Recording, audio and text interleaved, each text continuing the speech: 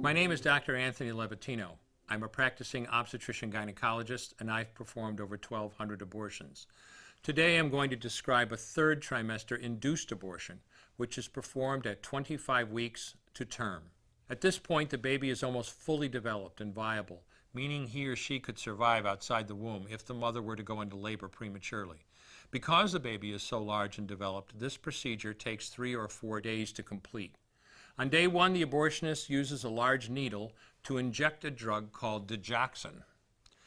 Digoxin is generally used to treat heart problems, but a high enough dosage of digoxin will cause fatal cardiac arrest.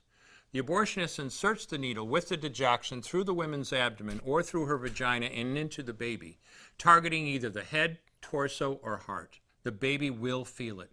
Babies at this stage feel pain. When the needle pierces the baby's body and the digoxin takes effect, the life of the baby will end. The abortionist then inserts multiple sticks of seaweed called laminaria into the woman's cervix. They will slowly open up the cervix for delivery of a stillborn baby. While the woman waits for the laminaria to dilate her cervix, she carries her dead baby inside of her for 2 to 3 days.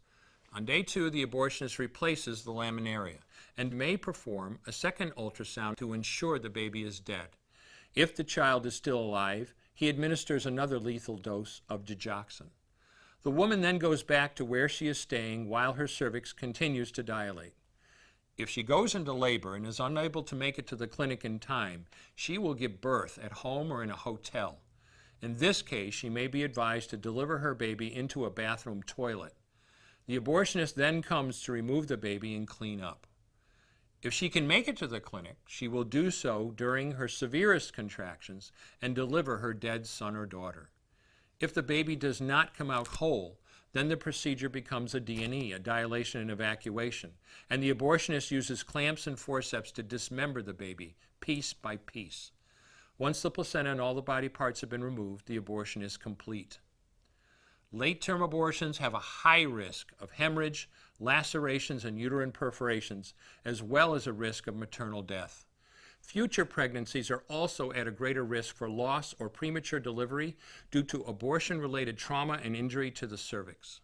As I mentioned at the beginning, I'm Dr. Anthony Levatino, and in the early part of my career as an OBGYN, I performed over 1,200 abortions.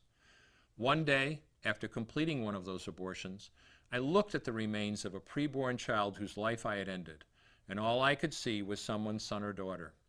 I came to realize that killing a baby at any stage of pregnancy for any reason is wrong.